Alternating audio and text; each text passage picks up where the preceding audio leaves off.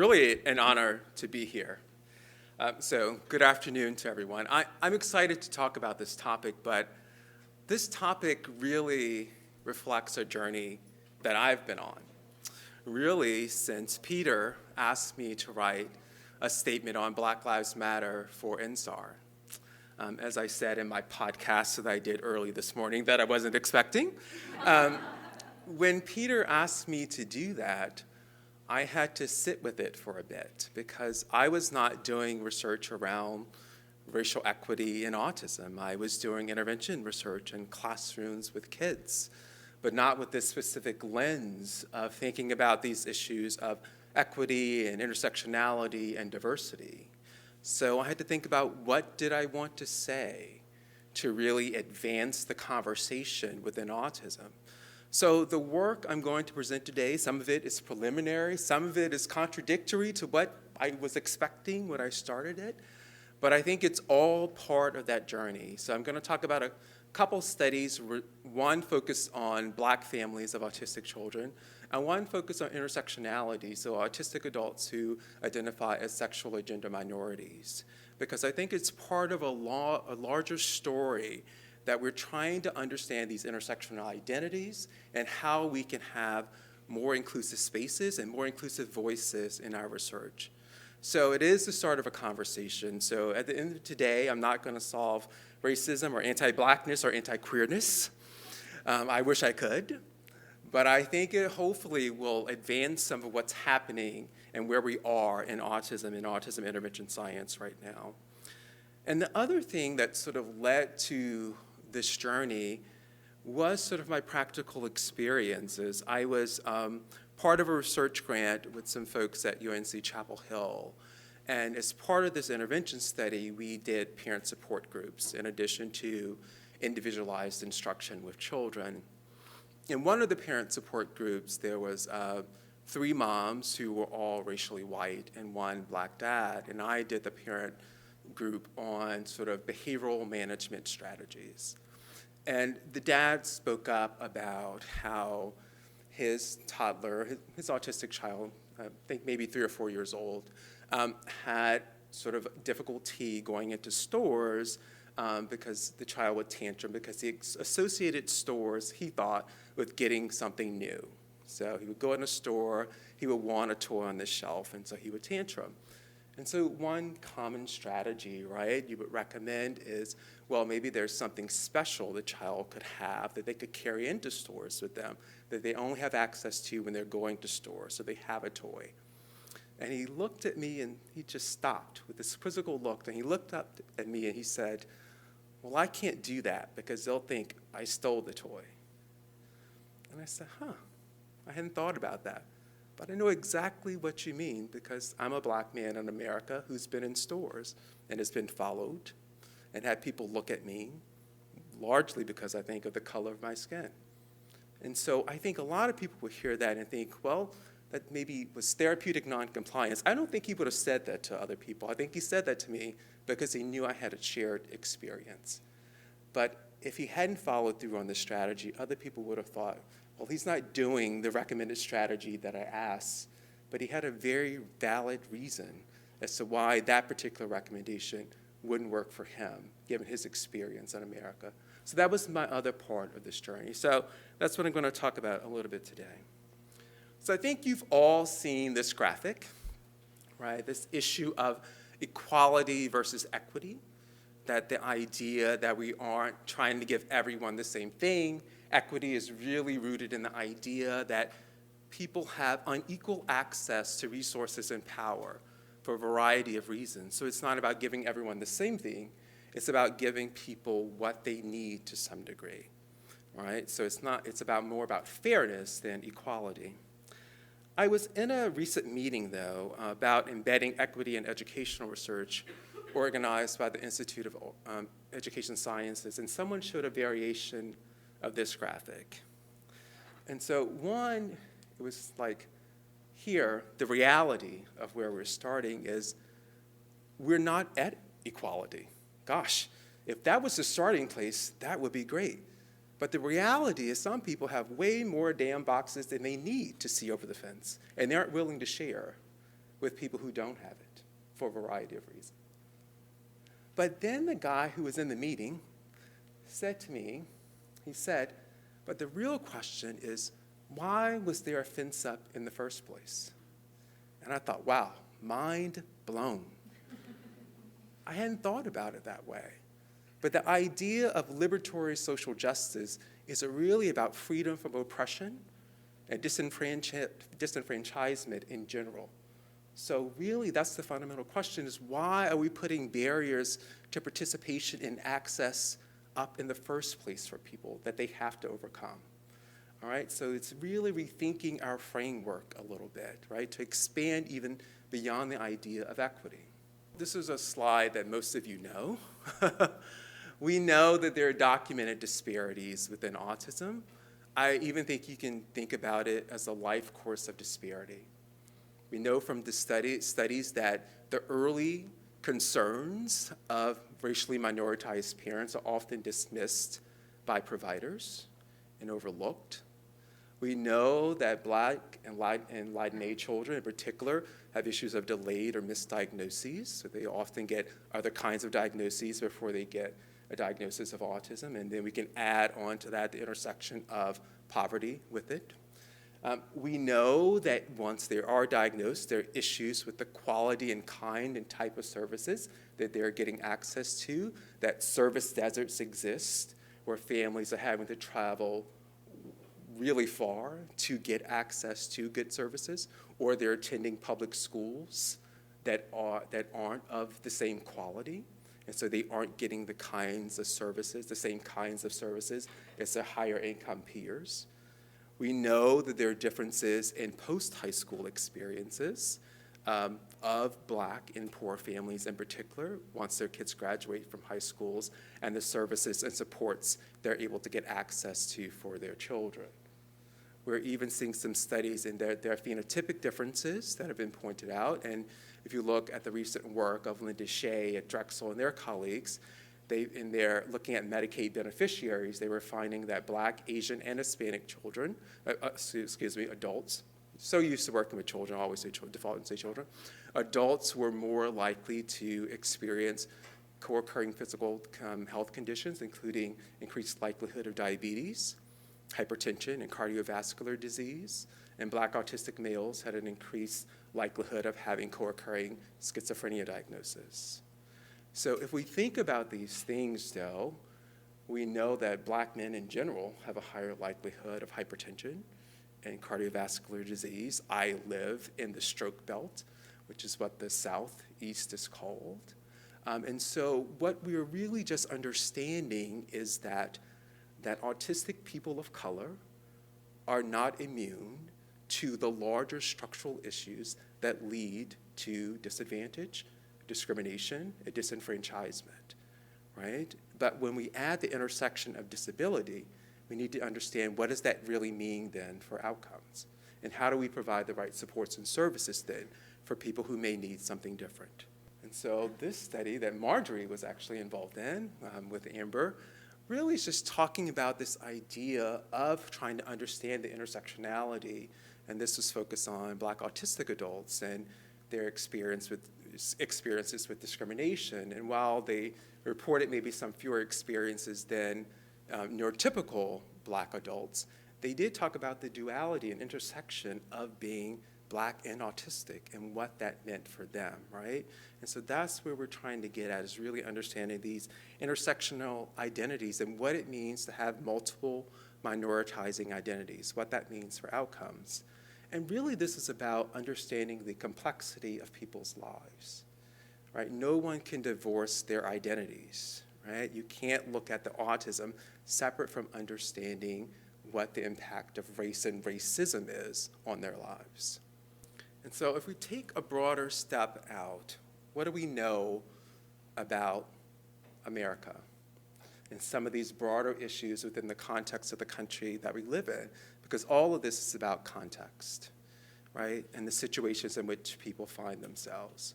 So one of the things we know in general is that ethnic and racial minorities in America are way more likely to live in poverty, all right? So it would stand to reason then probably that racial and ethnic minorities who are autistic are more likely to live in poverty. And so there's always been this intersection of race and class in America. And one of the things that's talked about is called concentrated or compounded disadvantage. So if you are poor, you're more likely to live in a neighborhood that doesn't have the same kinds of resources and access to kinds of services, grocery stores even, food deserts. You're more likely to be going to an inferior school system than your high-income peers. And so all of that compounds or concentrates disadvantage. There's some broader developmental frameworks, one called the family investment model, which really just says that what high-income families are able to do is they are able to leverage their income status to provide their kids access to goods and services, trips to museums, trips to Europe, that all contribute to their child's development and exposure. That poorer families from lower-income households simply can't leverage to enhance their child's development, right? So we try to understand what does it mean when you have the intersection of race and poverty and concentrated or compounded disadvantage on families. So one of the studies that my colleague was involved in, her name is Oma Aruka, and she studies issues of racial equity in neurotypical children who live in poverty. She was part of a study called Rapid Early Childhood. And Rapid Early Childhood, I think it was based in Oregon, but this survey was launched during the pandemic, really to understand sort of early childhood well-being that was happening during the pandemic. And it was a large survey-based study that was done. And to it, they began to ask some questions focused more on issues of race and racism. And sort of, we pulled out some data focused on Black families that were within this cohort. And so we pulled out data on 1,000 Black families. We don't know if their children had disabilities or not, but it wasn't focused on families or children with disabilities. And I like to say 11% of the families were Latin age, just to show that Black families are not a monolithic group. I think we all know that, but it's important to recognize that. So there were multiracial families within this. So a couple things here. One, they asked about the concerns they had for their children. And what you'll notice is that a lot of the concerns of families who lived in low-income households who were Black were quite similar to families in middle-class households. There are some differences here, maybe like an unfair treatment, that their child would be unfairly treated, or that their child was discouraged from doing new things. But in general, they shared similar kinds of concerns about rearing Black children in America. And then what we also found is that parents' concerns, that parents' experiences with discriminations were related to their concerns for their kids. So the more the parent had experienced discrimination, the more they were had concerns about their kids. And then those parents' concerns for their children was positively associated with their kids having externalizing and internalizing behaviors. So what this is known as is vicarious racism. What we know is that seeing racist incidents happen has an effect on the mental health of the people who are exposed to it. So even just watching police shootings on TV, right, and seeing that can have an effect on mental health. That can affect then how parents interact, or the capacity and ability to interact with their kids. And so kids are seeing this vicarious racism and this vicarious exposure. And so sort of what we're trying to do a little bit is try to understand the impact of racialized trauma on Black families who have autistic children. And what does that mean then, right? So that started this journey. So again, as I was talking about, part of what we're trying to get at is what's the impact of multiple minoritizing identities on outcomes? How does it impact outcomes? What does it mean to be autistic and a racial ethnic minority? What does it mean to be autistic and a sexual and gender minority? And how is that different, right, than just being autistic and cisgender, male in society, or autistic and high income? What does those intersecting identities really mean? And so that's what we've been trying to get at. I think probably some of you have heard Paul Shattuck's story of when he was starting to work in the Philadelphia area with Black families of autistic children. And he went out, he was doing these talks about transition to adulthood and what that meant and how he could support them. And he said all they wanted to talk about was policing, because they were concerned, and this was before George Floyd, they were concerned about their kids being shot by the police. Right? Yes, I want my child to have a successful career and be doing well after high school, but more importantly, I want them to live. Right? And so the conversations shifted because of the experiences that they were having. So Kim Kaiser, some of you may have seen this video before, works with The Color of Autism, and The Color of Autism has become one of my community partners in this work. So Camille Proctor leads The Color of Autism, and they do a lot of work around families of color who have autistic children. And so I had Kim sort of talk about sort of why this kind of work is important from her experience as a Black mother of an autistic adolescent. I could start with, what does it mean to be a Black mother, period? So for us as parents, there is always an anxiety. I like to say that the feelings, the memory, and the spirit of historical trauma and the story of Emmett Till just lies within our womb, within our soul in the Black community. The fear of a Black mother. I mean, I always say Black folks are not allowed to be unapologetically themselves. They are not permitted to be neurodiverse. And we know this on a lot of levels. So my biggest fear is, if an officer approaches my child and my child begins to stem, have to put his hands in his pocket to take out one of the little things he likes to hold on to help him with his anxiety. He's got one of his little trinkets or things that he holds on to and reaches into that pocket to pull it out to calm himself. What's going to happen to my son? That's the kind of question I'm trying to answer. What is going to happen to our son by having these intersecting identities?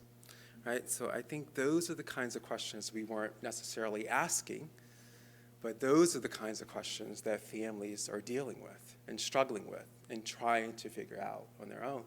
It's also the kind of work that community organizations like The Color of Autism were already engaged in and trying to figure out, and I, as a researcher, am now trying to catch up to what they were already doing. So I think that's also the reality. So part of what we've been putting forth is sort of our conceptual model and framework of how we've been trying to look at this from a systems perspective in working in our work with Black families of autistic children, is really to recognize that there are sort of broader stressors that these families are dealing with. Racism, ableism comes into play, economic stressors for some families is part of it. And those larger structural adversities, right, lead to different interpersonal experiences. Interpersonal racism, they may come into play. Ableism that they may encounter in their daily lives as they try to maneuver with their child. But all of those things can lead to racialized trauma, as we know. Racialized trauma, some consider as a form of PTSD because of the experience with it. And what we know about racialized trauma is that it can impact mental health, that it can impact the mental health of those people who experience it. And so what does it mean if it does impact the mental health of Black caregivers? What does it mean for their ability to parent their child? And so what does it then mean for child outcomes? But the other thing we know, the other important piece, and I'll talk about some work that Elizabeth Morgan and Aubin did, is that families have cultural capital, cultural wealth that they leverage. You know, people aren't overwhelmed by racism. People get up every day and keep going and find ways to keep going and keep moving forward. So how do we understand that cultural capital, cultural wealth, and the things they're able to do to overcome the experiences they may be having to be able to successfully help and support themselves and their child, right? So understanding those moderating influences as well. So that's sort of the work we've been trying to do. So we have a grant that we've put in and looking at this, sort of trying to test this conceptual framework.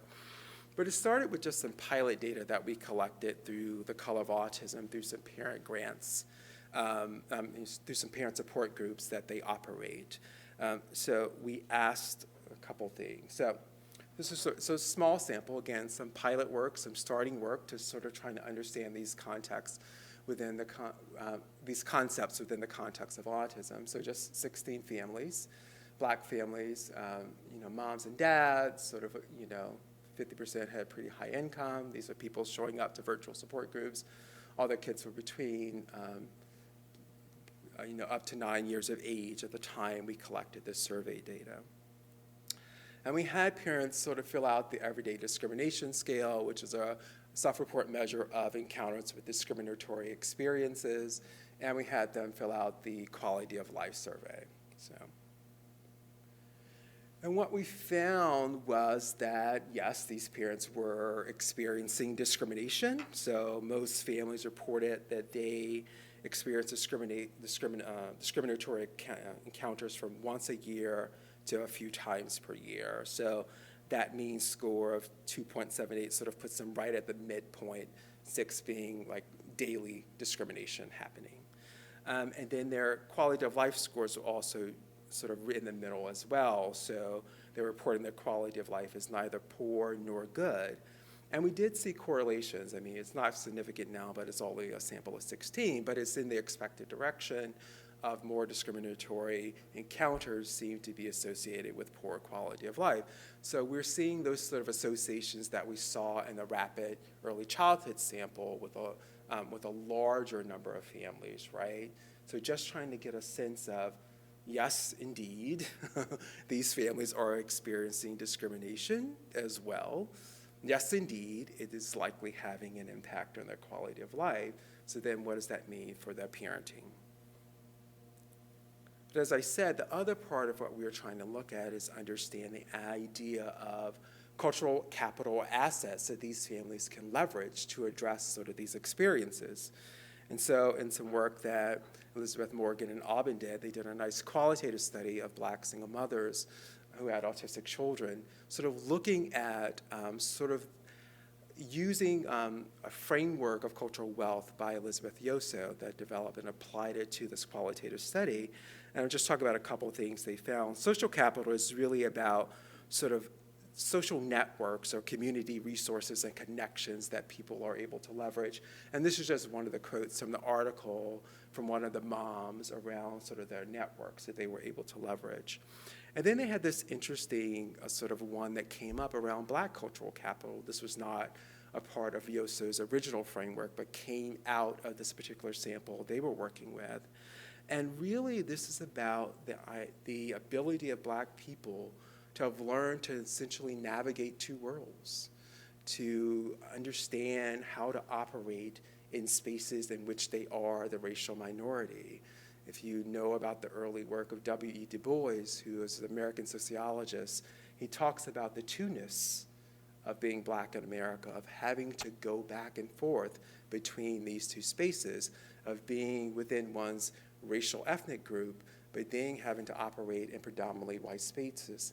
People have talked about as code switching or other kinds of ways in which racial minorities navigate these kinds of spaces. So they had this Black cultural capital that they were able to leverage, this idea that they could go in between these spaces, right? And so that's a strength, to be able to go back and forth, to know how you go out and access services and to recognize those things. So how can we take this and really understand it and study it? So part of our other work started, or my other work started with a grant that I had focused on Black and brown children in poverty. That's about non-autistic children, actually. And we were doing some work on implicit bias within the context of schools to really look at the impact of teachers' implicit bias on the educational outcomes of Black and brown children who are largely living in poverty.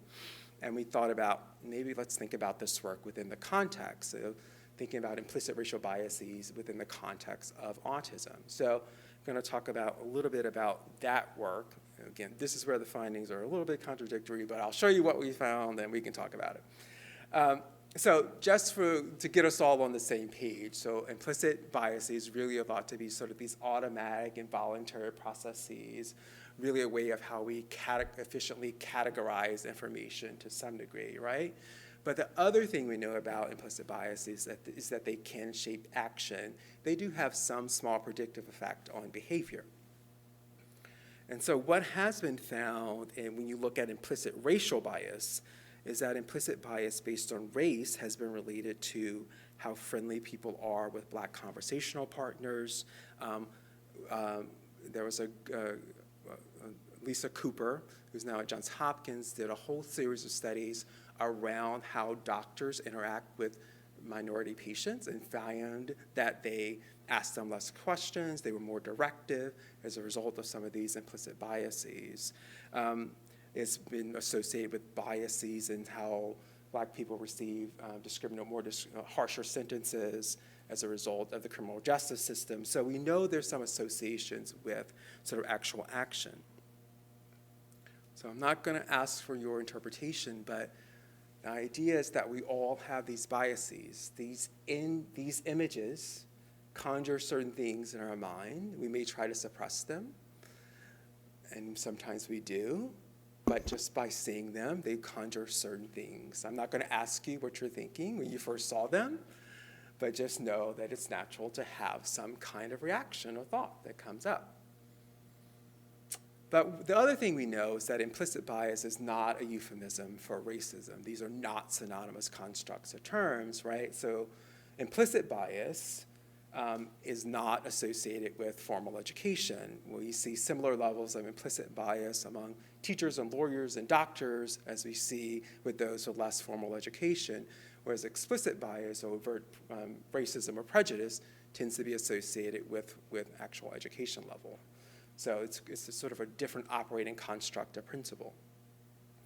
But the big question that implicit bias researchers have been asking, I work with a social psychologist who studies implicit bias, is it about individual bias, or is it about the fact that we live in a society that's socially stratified and we are exposed to all kinds of stereotypic images throughout, and that affects us? And so is it more about living in a biased environment, right? So is the real issue, is it more problematic that individuals carry around these biases, or is the real issue that people who are minoritized in some way live in communities with high levels of implicit bias, right? And so why that's important is what has been found is that if people take an individual implicit bias test, is not as robust of a predictor of behavior as if you aggregate bias. And so I'll talk about how you can do it, but are people familiar with the implicit association test through Project Implicit at Harvard? So it's a computerized task. Anyone can go online and take it. Maybe some of you took it in your undergrad psych courses. So you can get access to this data, and it's been weighted to account for probably that it's a lot of college students who have gone online to do it. But when it's been aggregated, what has been found is if you aggregate that data at the county or state level, it's been associated with larger health disparities in cardiovascular disease in those counties or states, larger race disparities in infant health mortality, more Google searches for racial slurs, larger racial disparities in upward mobility, so the ability of people to climb out of poverty, and more residential and school segregation. So understanding aggregated bias, right? And so that's part of what we've been trying to do, to understand the social environment that people are living in, and does that have an impact?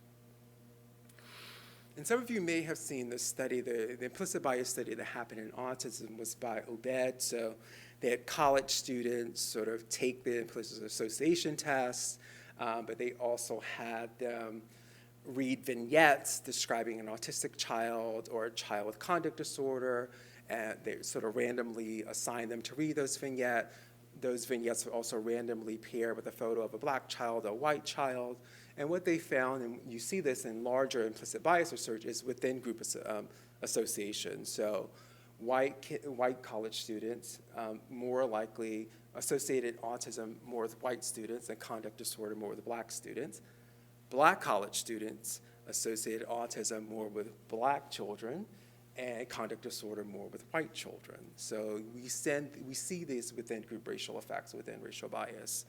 So it's kind of common, but that's been the one study that I know of. You can let me know if there are others that have looked at this sort of computerized version of implicit bias and how it relates to outcomes. But I think the part of it here, though, sort of something for us to think about is if most of our clinicians are white, and there's still these implicit associations around what autism looks like, is that affecting some of our diagnostic processes, right? Because we're seeing here this within group effects happening among college students.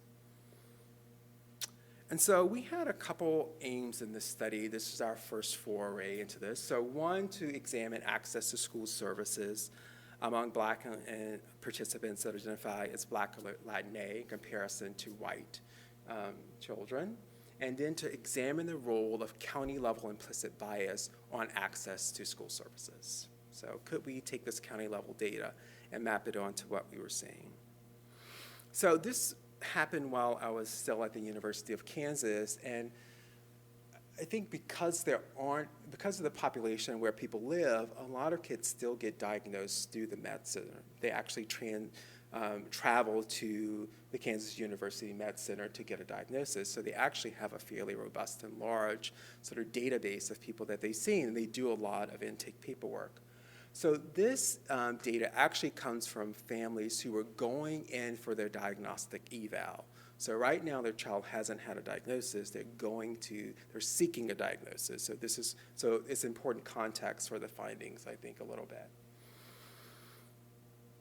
And so we ended up being able to pull data on 68 Black and Latina children and 242 white children for this particular study. So this was the mean age in months, about 55 months for the Black Latina sample. The white sample was a little bit older, around 70 months in age. About 30% female for the Black and Latina children, about 23% female for the white children. So part of what they're asked is what services are they already getting? Now, obviously, again, they didn't have a diagnosis yet, so we didn't expect a lot of services, but they're asking what they're already getting as part of this. So we took that data to see what kinds of services kids were getting, and we constructed a couple of variables, sort of what's the total number of services they were getting, and whether they were getting, anything versus nothing at all. And so that's how we sort of looked at it. And so, again, we ended up with 135 participants reported no services at the time. I mean, maybe it's not surprising again, because they're going in for the diagnostic eval. And about 25% of the sample reported they were receiving one service already as part of this process. So there's a lot on this slide, but what you just need to know, to put it more simply, is that there are a lot of zero scores in the data because a lot of kids were getting nothing. And so also, we're dealing with count data. So we had the analytic models to account for both of those things. So the models are sort of in two parts. The first part examines whether they're getting something or nothing, so sort of zero versus non-zero. And the second part of the model looks at the count data. So you have to address sort of those things. And so what we ended up with is implicit bias data from about 25 counties in the Kansas City metro area that we were able to pull, and we were pulling it from the Harvard implicit bias data, okay? So first thing is that we found that age had an effect here. So the first bullet point is important here. We didn't find anything with the count data, so the number of services. There wasn't any effect for race or age or sex on the number of services. Where the differences showed up is whether people were getting anything or nothing at all. So what we found is as kids got older, they were more likely to be getting nothing at this point of coming in for their diagnostic eval, which is actually interesting. But the other thing we found is that Black and Latina kids are more likely to have been getting nothing at this point in time than the white families. So the number of things they were getting weren't the difference. Whether they were getting anything or nothing at all is where we found the difference. And again, at this point of intake for the diagnostic eval, okay? And so this is just a representation of the implicit bias data. So darker colors are where we have more areas of the variable you end up pulling is called pro-white bias. There's more pro-white implicit bias operating in these counties. And the gray means we couldn't pull implicit bias data because not enough people in that particular county have gone online to take the IAT test. It doesn't mean implicit bias doesn't exist in those counties. It just means you can't pull data for those counties, all right? So darker shades, more implicit bias operating in those counties, right? All right, so this is where the contradiction comes in, though. We actually found that the more pro-white implicit bias seemed to have an effect on the count data, and that Black and Latino kids were getting more services. But you remember when we just looked at the service data, we didn't see race differences based on count. We only saw race differences based on getting something or nothing. So we're still trying to figure out how to interpret this. But there are a couple things I want to sort of caution about. One, there isn't a lot of variability in the implicit bias data, maybe because of the nature of the Kansas, Missouri area. But we've also found in talking with Keith that some of those counties that were grayed out, he has a way to actually pull some implicit bias data. So we're going to be actually adding more data to what we already have. But the other story of this is through some work that Keith Payne, who's a social psychologist that I work with, he published this wonderful paper I encourage you to read in the Proceedings of National Academy of Sciences. And it was a paper where they looked at the number of slaves in a state in 1860. And they chose 1860 because that was the first year the census started to count the number of slaves in states. And what they found was a relationship between the number of slaves, obviously this is concentrated in the South, in those states in 1860s, and the amount of implicit bias that was operating in those states at present day. So states that had more slaves in 1860 have higher levels of implicit bias today. But what they also found was that that relationship between enslavement and implicit bias was mediated by the remnants of slavery. So those same places, those same counties had more residential segregation, they had more disparities in poverty, and they had more disparities in upward mobility. So fewer Black people climbing out of poverty. So thinking about the legacy and how it's still operating. It's a wonderful paper that I really encourage you because it was shocking to read. But the other thing that they control for a lot of other variables, because they have way more counties, is you have to control for the population size of counties, the basic racial composition of counties. But it was a wonderful paper, a wonderful example to understand really how implicit bias and why implicit bias is continuing to operate today in the system in which we live. So that's kind of what we want to end up getting at, is really to understand some of these mediating factors that are likely driving in implicit racial biases we may be seeing today. Okay. So the other study, and this study actually was just published in Autism in Adulthood that I'm going to talk about, is some work we did, again, while I was at Kansas, looking at the intersection of autism and being a sexual and gender minority. And there were a couple of research questions here we're also asking: to what extent do unmet healthcare needs and health status differ between autistic LGBTQ individuals and autistic straight cisgender individuals? And what state policies and demographic variables predict any unmet healthcare needs of those who identify as LGBTQ? So part of the story or message I'm trying to get out today is that these are systemic kinds of issues. And so we need to understand the influence of systems and policies on some of the outcomes that we're seeing. And so this is part of the National Survey on Health Reform and Disability that ended up being launched as part of the Affordable Care Act to understand how the Affordable Care Act was impacting access to insurance, essentially, for people with disabilities. So there's been this ongoing survey that's being done, and they've increasingly been asking more questions that specifically focus on an autistic subsample. So we were able to pull the subsample of those people with disabilities. So this is all self-report data. that people are going in. But about 62 of the autistic individuals identified as sexual gender minorities, and 58 were straight. And they were 18 to 64 years of age in this study. So here's sort of the breakdown here. I think obviously one of the interesting things here is just the, obviously the ASC sample who don't identify sexual and gender minorities, we see way more males represented. But those who identify as sexual gender minorities, I just think the gender difference is very interesting there to look at within the context of the survey. So again, the first question was comparing the two groups. So what are the differences between the two samples? And so some of the things they get asked about in the survey are their health status. So for how many days in the past 30 days was their physical health not good? For how many days in the past 30 days was your mental health not good? What are the number of co-occurring diagnoses you may have? And what are your total unmet healthcare needs? And that's based on things like, were you able to see a doctor in the past 12 months, get access to your prescriptions, see specialists, get preventative health, get mental health services?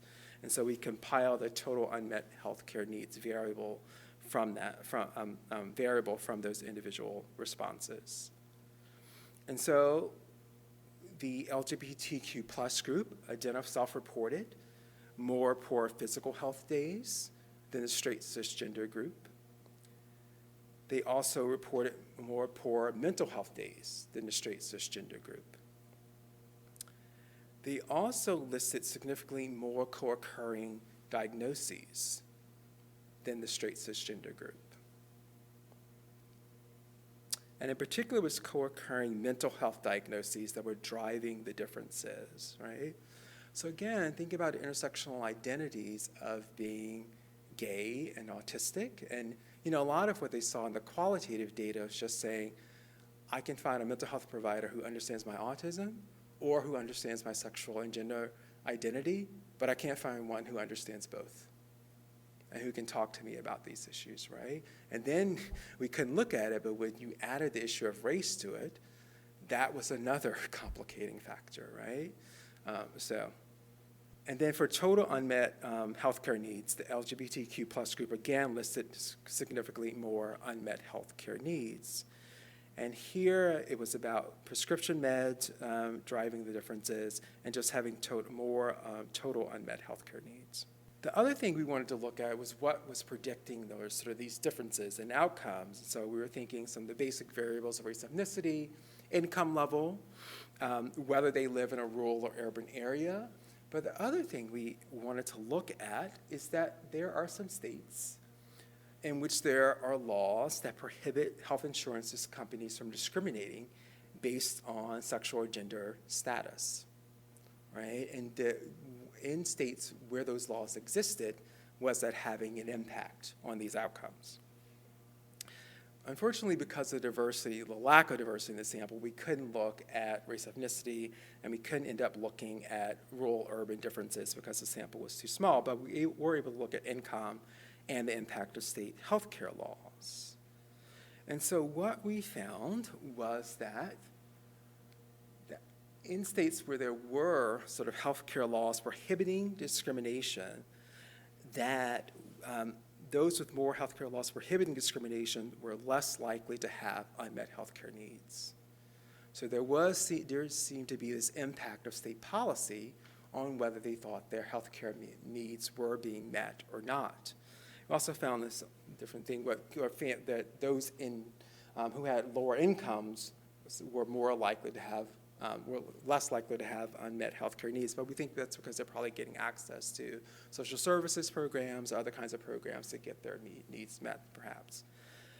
Part of this then is thinking about, well, what do we do about some of this, right? This feels overwhelming to a lot of people to think about this from a systems level or policy level or these intersecting identities and sort of grappling with this. And I think this sort of stops us from moving forward a little bit because we don't feel like there's anything we can do. And so I've been trying to think a little about this, both from a research and practice standpoint, right? And so I think part of it and what we're trying to do with the research on Black families is not just thinking about challenges, but strengths, right? Yes, we know there are challenging circumstances in which these families are having to navigate, but how are they leveraging those cultural assets and cultural wealth to overcome those challenges? What can we learn from these communities?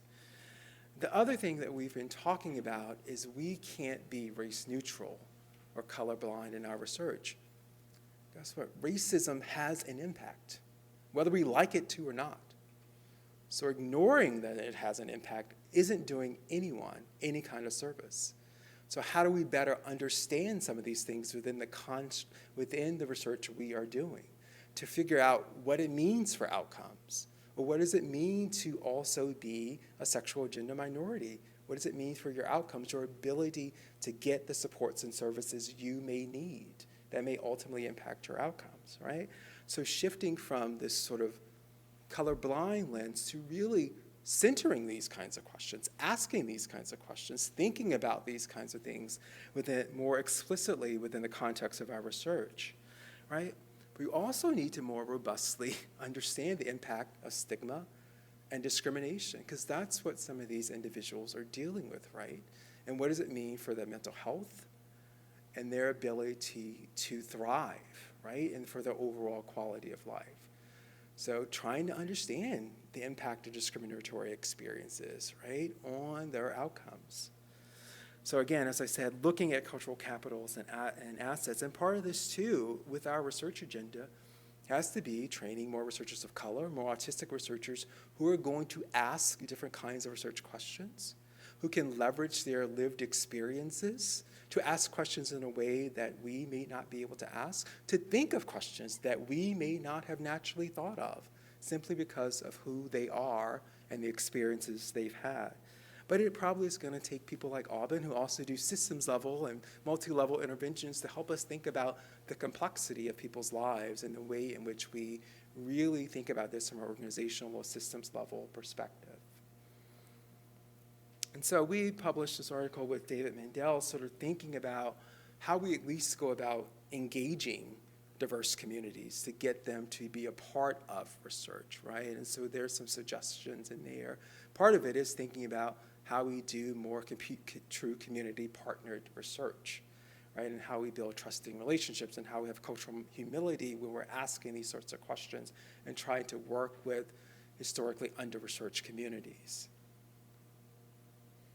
And then a friend of mine, Jamie Pearson, did this nice qualitative study with Black autistic adults, and just this recognition that there are lots of voices we haven't heard from, that we need to hear their experiences. We can also extend this to non-speaking autistic adults, right?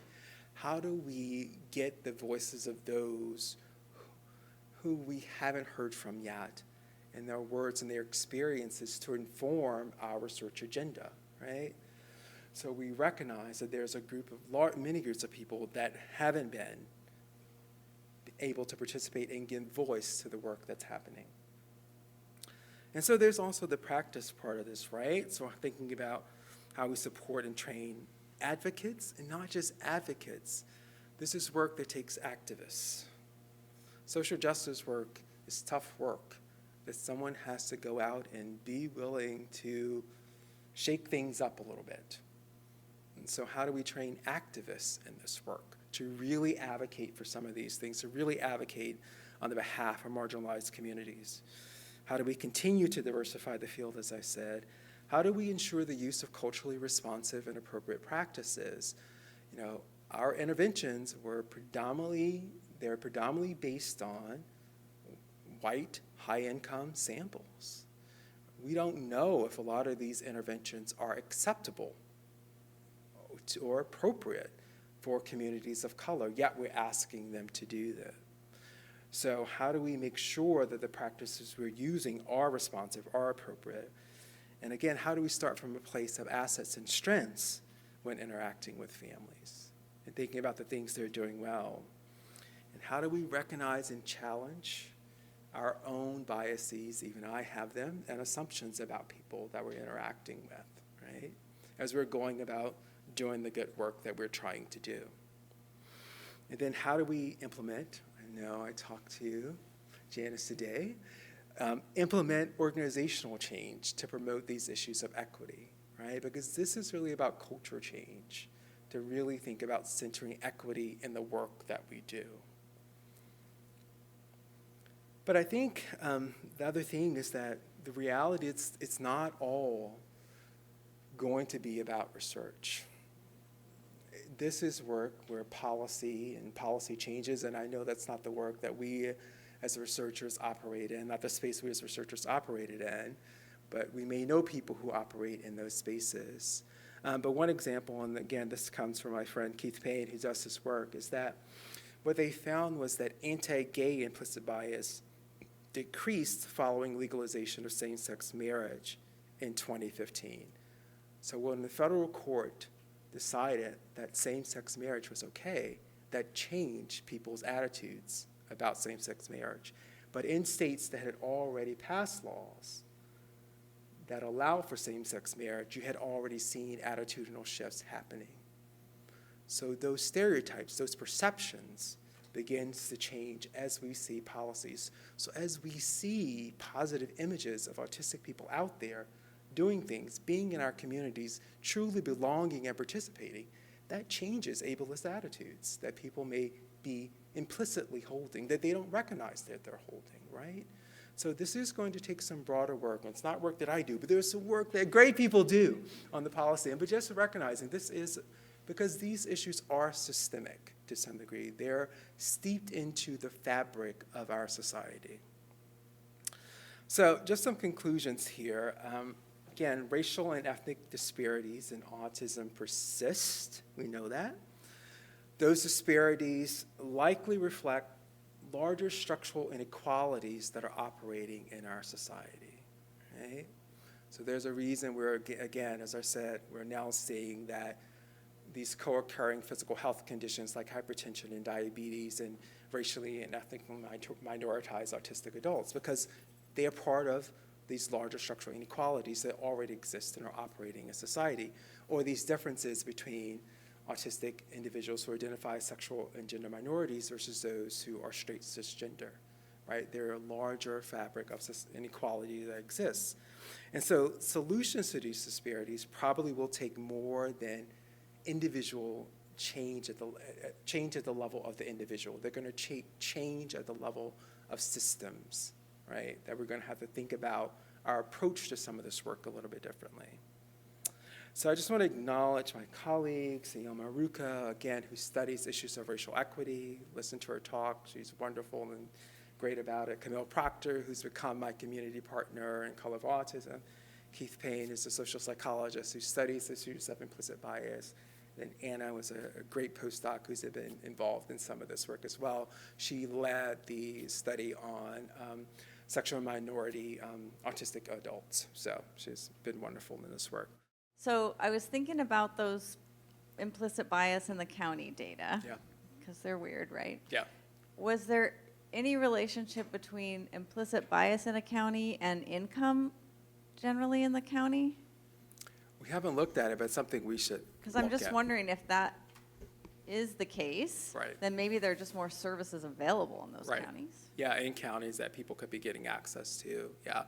And it could, we've also been thinking like, maybe once you're in the system and getting services, like there's some benefit to some degree. But yeah, I think there are other things we are gonna look at. We actually have access to county level residential segregation data, and we also have access to the census through county level poverty data. So we can also look at sort of the interaction of those variables to some degree. But I do think there's a lot more follow-up with that data. But I was willing to share it and make myself vulnerable and say, hey, it didn't work out the way we thought it would, but we're trying to think about these things really from a different level to really understand the systemic issues that may be impacting some of the things we see on the ground, essentially. But yeah, I think there are probably lots of things we need to think about. Again, we haven't controlled yet for overall size of the county, the population level, the basic racial composition of that county in general, and some of those factors may be That coming question into was play. not a criticism in any way. Oh, Thank no, you no, for I didn't sharing take it. those No, data. no, I didn't take it as one at all, no. Again, back to the data that she had referenced, a couple questions that kept coming up for me Yeah. was, especially looking at the percentage of children who were receiving services Right. and those age groups? Yeah. Because I know between 2 and 3 is when like, it's that key time to start services. Yeah. But were other factors considered? Because I know that within minority communities, they don't trust medical professionals, so were they seeking services? Or was there cultural things? Because I know in some minority cultures, it's like a, I don't want to say an ego thing, but like there's like a stigma around mental health in certain cultures. I was wondering if any of those things were considered in the data. Yeah, I think that's a good question. So the part of it is why maybe so many Black and Latinx families at the time they were coming in for their diagnostic eval, their kids weren't already getting some kind of service, and we don't know why. But it probably is some of the reasons you pointed out, right? That one, they could be living in service deserts. One, they may not know their child may have benefited from this service. One, they may not have trusted. Maybe they had talked to the service provider, and the service provider said, you don't need anything. Go in for the diagnostic eval, and then come back to me after you get it, right? And then we can talk again. So there could be a variety of factors that have contributed to the amount of sort of zero scores we saw in the racial ethnic minorities. The other question I had was, could it have been like a lack of access, or maybe the insurance wasn't willing to pay for it, or maybe they didn't have insurance, or maybe something wasn't available in their area? I was just wondering if any of those things were considered in collecting that data. Yeah, and so again, this was data that was part of the diagnostic eval. So it wasn't data that we were doing for a study. It was data we had access to. But again, we were looking at school services, not private mental health services. So this was data they would have likely been getting either through the early intervention program or public school system to some degree. So what we were just seeing is that maybe they weren't getting anything, but it could be because they didn't have the diagnosis, which, as we know, often opens up access to various kinds of services. Do you know what age they start school services in the area that you surveyed? Well, I think they start around 3 years when kids can go into public school system, but there can be some variability because some programs will let you in at 2, and there are all kinds of things, but usually around 3 years of age. On the level of intervention and identification, Yeah. I mean, do we have any sense of the degree to which implicit bias may be impacting intervention or identification? And if we could get that information, could we effectively intervene with that, do you think? Right, I think that, that certainly is a study that can be done and people can look at, and that's essentially the level we're operating at for the classroom study that I'm doing. We're sort of looking at as I said, the impact of teachers' implicit bias on educational outcomes.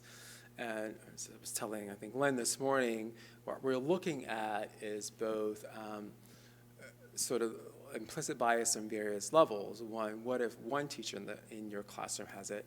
What if both teachers? What if the teacher and the paraprofessional? What's the impact of aggregated bias? There are also multiple classrooms in the same school. What if multiple teachers in that same school have high levels of implicit bias? What do those different things mean for outcomes? But it also affects your level of intervention.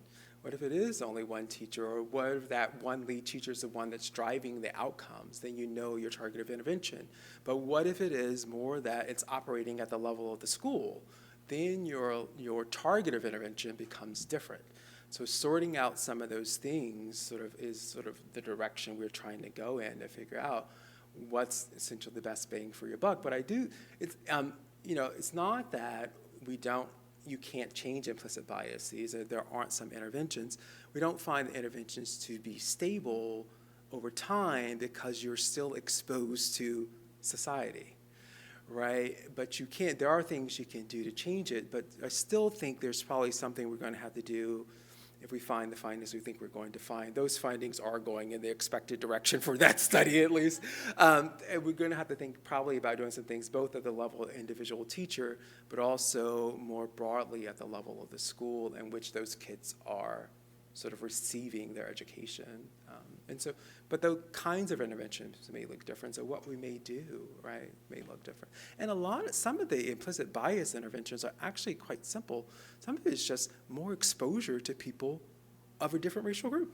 It actually hasn't been very complicated stuff. Just breaking down stereotypes about people to some degree can have a difference on people's sort of stereotypic thoughts and beliefs about other groups. So how do you promote more exposure and understand differences in people and appreciate differences? And so those kinds of things that can be done. So. I really appreciate the focus on systems, right? Because I think that, as we talked about, it's so important. But, I think the other piece that I think a lot of people are thinking about now is kind of the ways in which research and researchers and systems of researchers continue to allow these kinds of inequities, right? I mean, we don't center race and kind of ethnic status in journal publications, or we don't require oftentimes that you have representative samples. We know that having NIH funding, where you have to have hypothesis-driven research and a 5-year plan, kind of works against building trust and community partnerships. I mean, do you think that we're at a point where some of that will change? Do you feel optimistic about that?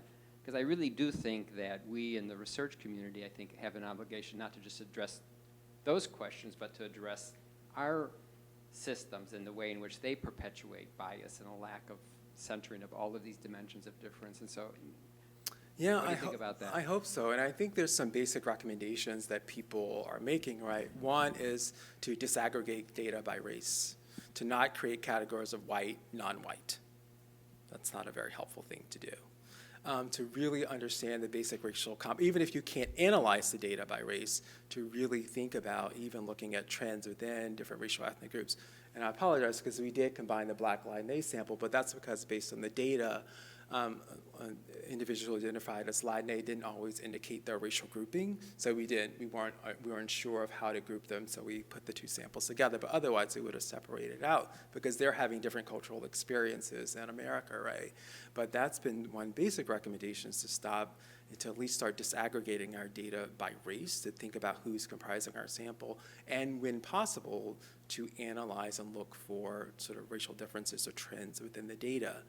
But I think the other part of this is that, these community partnerships or community engaged research, it takes a lot of additional explanation to some degree of how we came to co-produce this research, of how we came to and sort of co-develop this study. And when we were writing, we co-wrote an article with Color of Autism on their publication, on their intervention work, but they didn't write manuscripts, right? So the support needed, can journal editors think about support structures that need to be in place when community organizations are trying to submit articles about the work they're doing to uplift communities, right? Because they're having different kinds of experiences. So I think there are some things we can do, but certainly one point of intervention and one starting place is what can we do differently to advance some of these conversations? And again, the everyday discrimination scale is 9 items. So asking about discriminatory encounters, and it doesn't ask just about race, it asks about discrimination based on religion, gender, different forms of discrimination.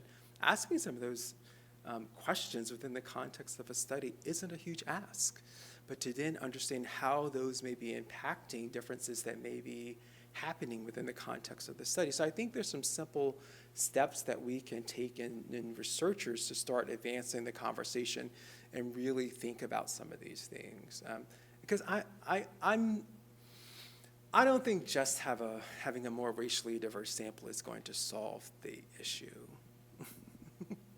I mean, it's good, but if we aren't asking questions that actually impact racially diverse communities, what does it matter that we have a more diverse sample if the research isn't going to benefit them in some way? So I think it's also we have to start asking different kinds of questions. And that's on us as researchers to do.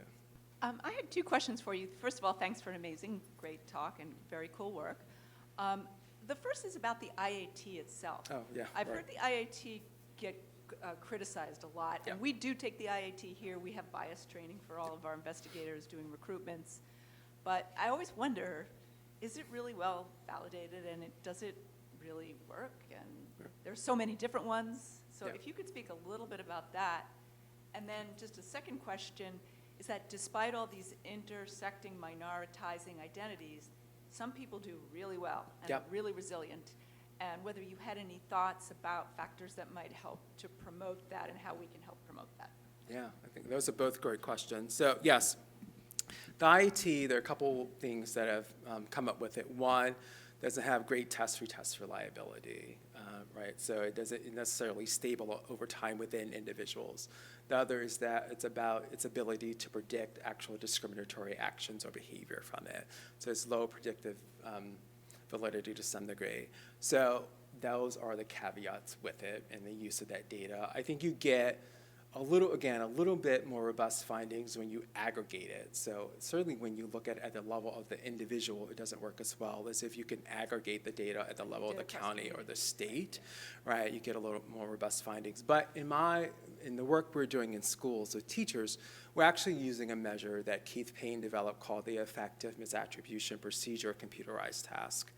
So as I was telling, I think, Peter last night, the way that works is the IAT is based on reaction time, and this Keith's measure is a little bit based on sort of implicit judgments one may make. It's all still happening in milliseconds, but for the study that we're doing, just as a specific example, the teacher's first shown an image of a Black, white, or Latino child. They're next shown a Chinese or Turkish pictograph. And then they're shown a blank screen, and sort of they're asked to interpret what they think the pictograph means. And they're given words like good or bad, smart, not smart. But what has been found is they can't ignore the prime stimulus. So was the first stimulus a Black child or a white child or a Latino child? That ends up influencing the judgment they end up making. So that's the task we're sort of using. It has sort of better predictive validity and test-retest reliability than the IIT, so that's why we went with that. So yeah, I think that's to your second question, Marjorie, I think that's what we're trying to figure out. I think all of us know through our work, that communities and individuals are doing great things. They're figuring things out on their own. Families, are navigating how to take 2 buses to get their kids to their speech therapy appointment if they need it, right? They shouldn't have to, but they do it, and they get up and they go about their business. And we're trying to understand, I think the more important thing to understand is that strength and resilience piece of it, right? Because we're not going to, unfortunately, eradicate racism, but we can build up and maximize and leverage the strengths and assets of these families, right? And that's really the more interesting part of that study that we're trying to get funded, that we're trying to uncover, and to study things like social networks and some of the things that Aubin was looking at in that paper that families use to overcome, like religious communities and supports other things, kinship networks, all those kinds of things that we hear about to really understand how those things help people overcome the challenges they may be facing. So, yeah. Have you explored the Bayesian brain hypothesis at all? No, I have not. Oh, okay. Tell me what the Bayesian brain hypothesis is, and then maybe I will explore it. Well, it's an interesting way to look at belief updating, to model it mathematically, and I'm curious as to what sort of implications it would have in terms of implicit bias intervention. You were talking about, asking different kinds of questions, and I think that this is one of the founders of the hypothesis, Carl Friston, talks about the brain as the fantastic organ, creating a fantasy about your world, and so race is one of those fantasies, and so I feel like research that uses that can maybe undo some of this attachment that our society has to concepts like race and disability and things like that. So is it both a theory but also a statistical model that you could apply to the data? Yes. Yeah. Okay. Yeah. Well. Yeah. There's some. I don't know. I can't speak too much about it. I don't know enough. Yeah. Well, I'll look into it. Yeah. Okay. Cool. As you can see, we're still trying to figure out how to analyze that data. So I'll take all the suggestions I can get. My question is getting back to this question of equity or even liberation and how we get there. And Sandra Jones recently pointed out very correctly, and I'm glad that she did, that a lot of the time we're actually publishing studies saying things like, oh, people have positive attitudes towards autism, and they define positive attitudes towards autism as, well, I'm a bit afraid of autistic people, and I definitely wouldn't want to have an autistic boss or marry an autistic person, but I'm generally okay with the idea of autistic people sort of existing.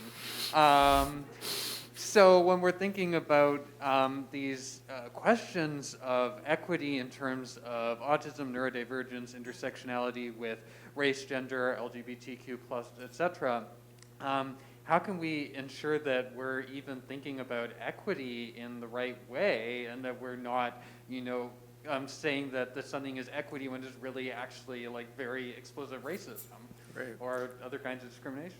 Right, I think it's exactly the right question, Patrick. Is right, how do we really advance the conversation and understanding around some of these issues so it isn't surface level or frankly tokenistic in many ways, right? And I think we're sort of still skimming the surface on really understanding these issues of intersectionality, of how to engage in equity-centered and equity-focused research. What does inclusiveness really mean? How are we actually defining that? What does belonging really mean? What does it look like? How are we enacting it, most importantly, right? And so part of it is that we're operating from different definitions of things, and people use terms throw terms around diversity, equity, inclusion. They aren't the same thing. Actually mean quite different things, right? But they've become almost buzzwords. Then I think buzzwords that have led to inaction, or a lot of people checking lists that I'm doing something in this space, but aren't really doing things that are truly advancing or even trying to really more deeply understand some of these kinds of issues, right? And that's why I think, Patrick, and you know better than me, that's why we need the experiences of people who are living with autism or racial and ethnic minorities to be part of the conversation, because that's how we're going to advance understanding and the kind of work we're doing in these spaces.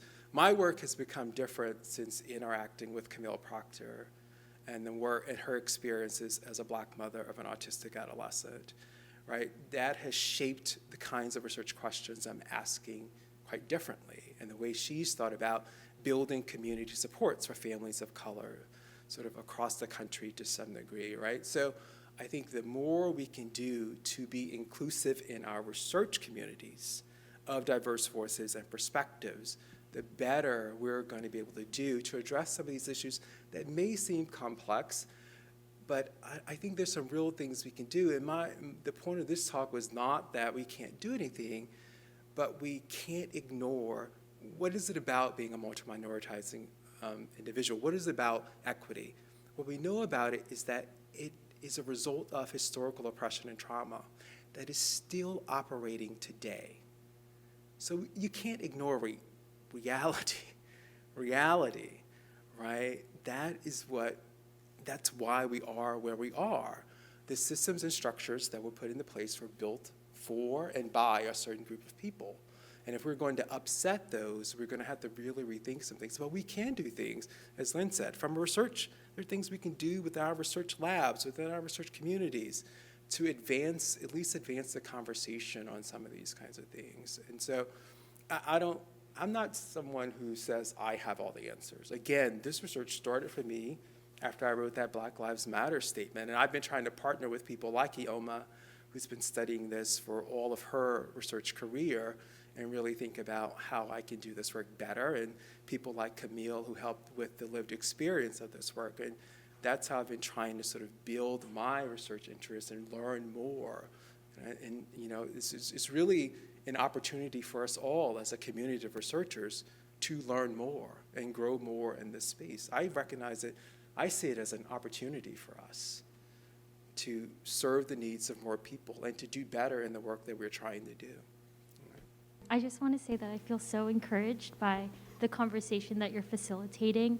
And rather than a question, I guess an anecdote of protective factors that Marjorie, you brought up, has been having mentors that use neurodiversity affirming language rather than a deficit focused language, and just talking about autism and the research that we do. And so I think that continuing to use that kind of language has helped, folks that are maybe at the same place in their career as I am, where we're emerging researchers and clinicians, to want to participate in writing grants and also participate in the academy so that we can keep on asking different questions. So I want to shout out all the mentors that are at the mine that have encouraged folks to ask these kind of different questions. Yeah, I think so. And I could just expand a little bit too, because I think language is important, and because words have power and meaning. But I think the other part of that, the important part of that, is recognizing people's strengths and not just pathologizing and looking for deficits. And so doing that both within the autistic community, but also with communities of color, right? A lot of the ways we historically approach communities of color was there something deficient or different, and as we compared sort of black children to white kids or normative score measures like reading outcomes or math scores, and really we should have been questioning the outcomes we're using, right? And why is that the normative standard, right? So it's not just about language, but again, language is important, but it's that we're recognizing strengths of people, right? And that makes us look at things differently. And this is all of us. We all have strengths and challenges that we're dealing with, right? But how do we look at, when we're thinking about and studying groups of people, how are we doing it from both lenses? And that's why that conceptual model that I showed was just acknowledging that black families are experiencing racism, but what we want to really further acknowledge and understand is that they have a heck of a lot of cultural capital and assets that they are leveraging, right, to deal with the challenges that they're dealing with. And those are, to some degree, more important to study and more important to understand. So, yeah.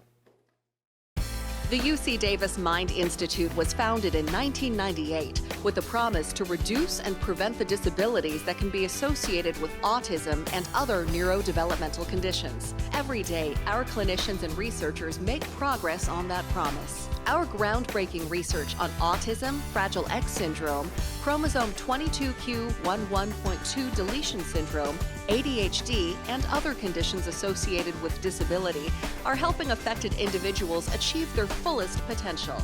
Please visit our website or our social media platforms to find out more about current studies, upcoming events, and how you can help make a difference.